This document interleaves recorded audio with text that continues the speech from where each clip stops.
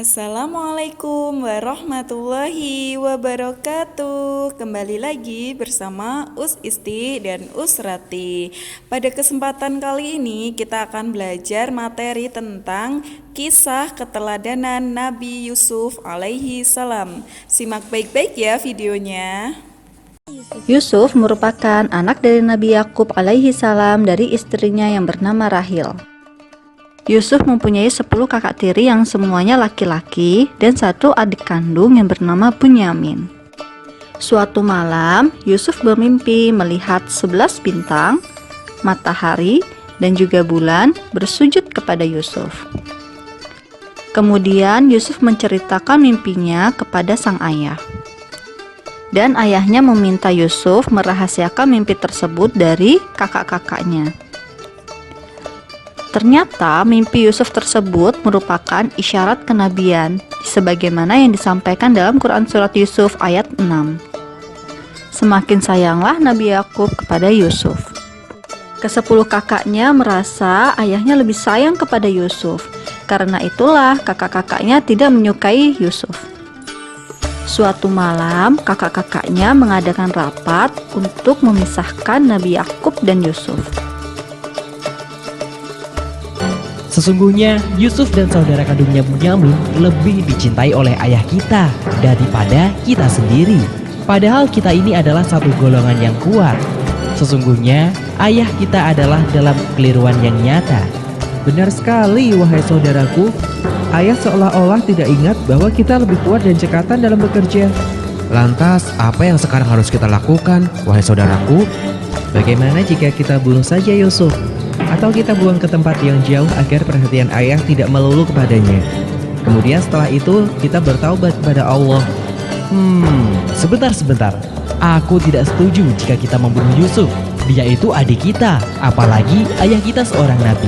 Rasanya tidak pantas. Bagaimana jika kita masukkan dia ke dalam sumur agar nanti Yusuf dipungut oleh para musafir dan dijual oleh mereka? Bagaimana saudara-saudara? Wah, itu ide yang bagus. Ya, kami setuju usulan itu. Iya benar, setuju. Ya.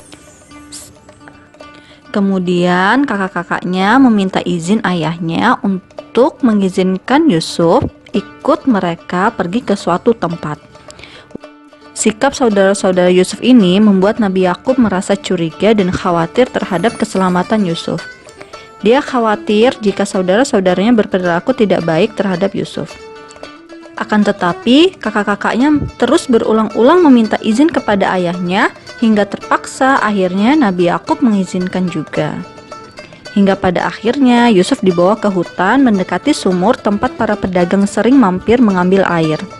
Mereka pun membuang Yusuf ke dalam sumur. Kemudian mereka melumuri baju yang dikenakan Yusuf dengan darah dari hewan. Saudara-saudara Yusuf kemudian pulang dan berkata kepada sang ayah, Yusuf telah dimakan oleh serigala. Ditunjukkanlah baju Yusuf yang telah berlumuran darah. Sedihlah Nabi Yakub alaihissalam mendengar bahwa anaknya telah dimakan oleh serigala. Di dalam sumur yang dalam dan gelap, Yusuf selalu bersabar dan berdoa kepada Allah. Begitupun Nabi Yakub alaihissalam yang tidak berhenti-hentinya berdoa kepada Allah. Kemudian ada musafir yang melewati sumur tersebut dan mereka haus. Mereka mengambil air dari sumur. Dan kagetlah mereka, ternyata yang didapatkan bukan air, merupakan seorang anak yang tampan. Para musafir tersebut pun berniat untuk menjual Yusuf. Mereka pun melanjutkan perjalanan.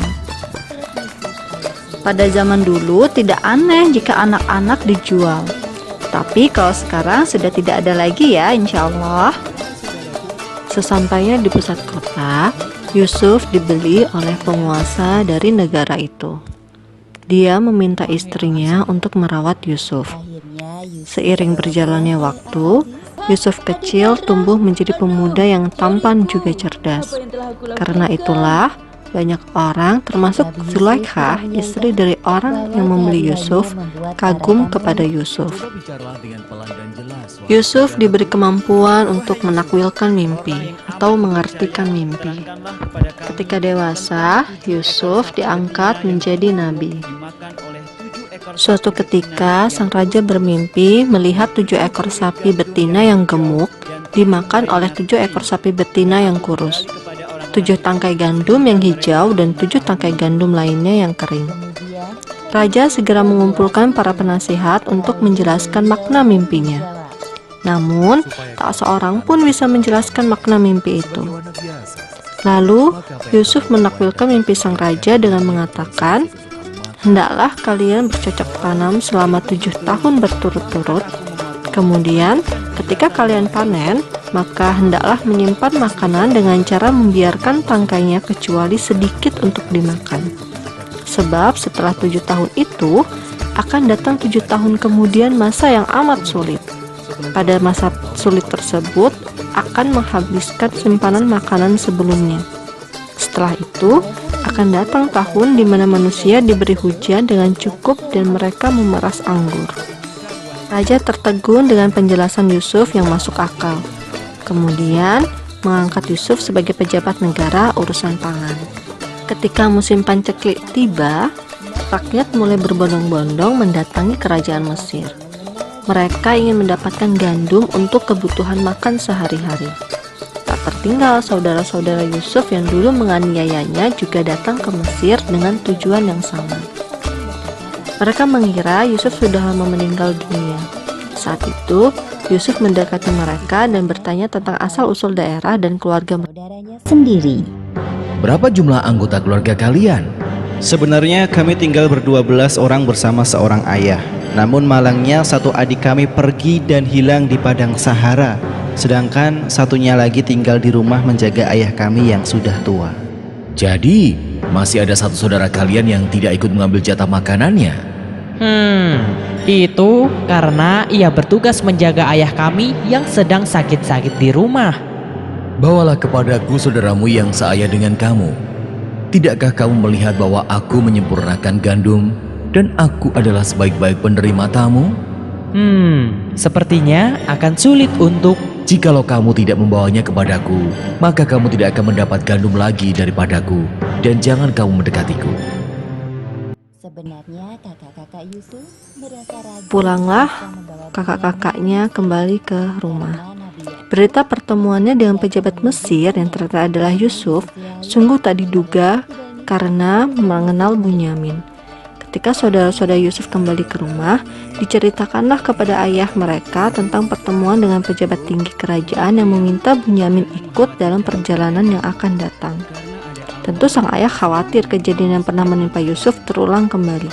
Tetapi, karena persoalan makanan sangat penting, akhirnya Bunyamin diizinkan untuk ikut. Para putra Yakub kini datang kembali ke kerajaan dengan membawa Bunyamin. Di tengah kesibukan menumpuk bahan makanan, Yusuf secara diam-diam menghampiri Bunyamin dan membisikinya, "Wahai Bunyamin, sesungguhnya aku adalah saudaramu, Yusuf. Allah Subhanahu wa Ta'ala telah melindungiku dan memberiku kekuatan." Akhirnya, Bunyamin dan Yusuf tinggal bersama, sedangkan saudara-saudara yang lain pulang ke Palestina.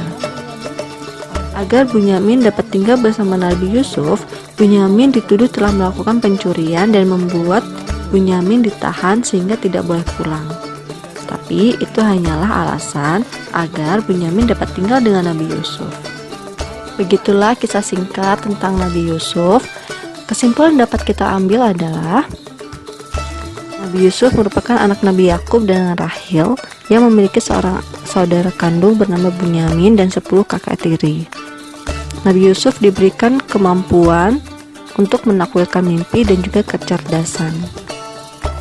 Baik, cukup untuk pembelajaran hari ini. Semoga apa yang dipelajari hari ini dapat bermanfaat dan dapat diingat ya. Nah teman-teman, itu tadi kisah singkat keteladanan Nabi Yusuf alaihi salam. Sekarang tugas teman-teman yaitu 1. Siapakah ayah dari Nabi Yusuf alaihi salam? 2. Apakah isi mimpi dari Nabi Yusuf alaihi salam? 3. Apakah arti dari mimpi Nabi Yusuf alaihi salam? 4. Berapakah jumlah saudara kandung dan berapa jumlah saudara tiri dari Nabi Yusuf alaihi salam? Yang kelima, apa saja kemampuan Nabi Yusuf alaihi salam? Selamat membaca dan belajar. Wassalamualaikum warahmatullahi wabarakatuh.